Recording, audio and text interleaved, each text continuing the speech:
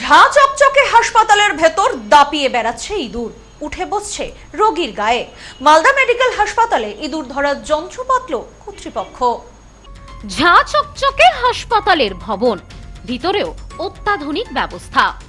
তবে হাসপাতালের ভিতরে সারাদিন দাপিয়ে বেড়াচ্ছে ইঁদুর।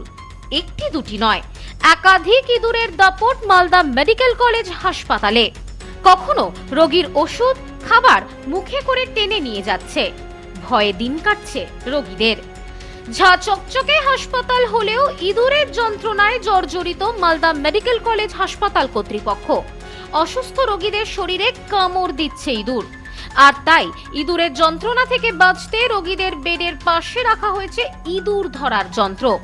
সদ্য লন্ডন থেকে চোখের অপারেশনের বিশেষ প্রশিক্ষণ নিয়ে ফিরেছেন ডাক্তার মোনাজির হোসেন। বনগাঁতে এই সর্বপ্রথম কোলফেকো, টোরিক, মাল্টিফোকাল ছানি অপারেশনের জন্য আসুন বনগাঁ আই কেয়ারে।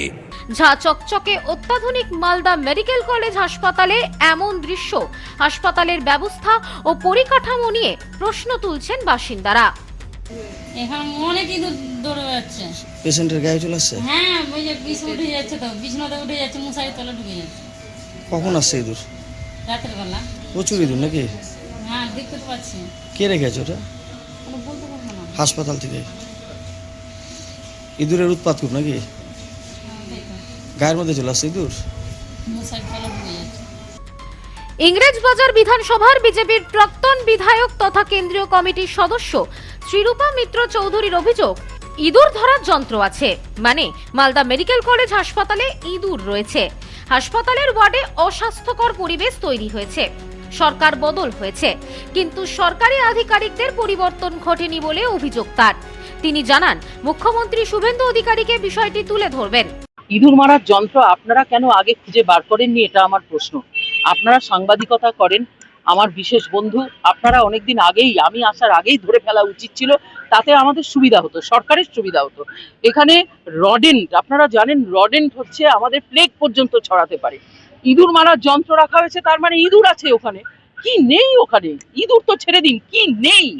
মানে জঞ্জাল এবং নোংরা আর আবর্জনার যদি একেবারে শ্রেষ্ঠ স্থান হতে পারে, তাহলে সেটা মালদা মেডিকেল কলেজের ট্রমা সেন্টার। এবং আমি আপনাদেরকে বলছি, আমরা বিজেপি সরকার, যারা নতুন সরকারে এসেছে, আমাদের সত্য কথা তুলে ধরতে কোনো আপত্তি নেই, নির্ভয়াদির কোনো আপত্তি নেই।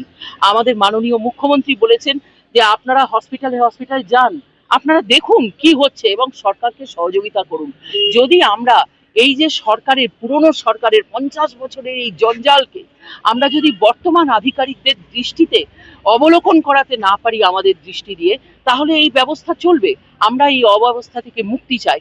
মালদা মেডিকেল কলেজ হাসপাতালের সুপার প্রসেনজিৎ বর ইঁদুরের সমস্যার কথা স্বীকার করে বলেন, যাতে অসুস্থ রোগীদের কোনো ক্ষতি না হয় সেই বিষয়টি লক্ষ্য রেখেই ইঁদুর ধরার যন্ত্র রাখা হয়েছে। আমরা বিষয়টি খতিয়ে দেখছি। ইঁদুরের উৎপাত এটা আছে, এবং যেটা আমরা রিসেন্ট পেস্ট কন্ট্রোল করেছি, কিন্তু তাতেও ওদেরকে কন্ট্রোল করা যাচ্ছে না। ইঁদুর ধরার জন্য মেশিনও বেশ কিছুদিন ধরে আমরা ব্যবহার করাচ্ছি, কিছু ধরাও পড়েছে। এটার মেন সমস্যা ওরা হচ্ছে ফল সিলিংয়ের ওখানে উপরে উঠে যাচ্ছে। ফল সিলিং থাকার জন্য ওদেরকে মানে কন্ট্রোল করার একটু সমস্যা হয়ে যাচ্ছে। আমরা তবু পেস্ট কন্ট্রোল করছি, ইঁদুর ধরার অন্য কোনো ব্যবস্থা আছে কিনা এটা দেখছি। ওয়ার্ডের মধ্যে নোংরা জল জমে আছে, কি বলবেন? পাইপ লাইনের সমস্যা আছে, বেশ কিছুদিন ধরে পাইপ লাইনের সমস্যাটা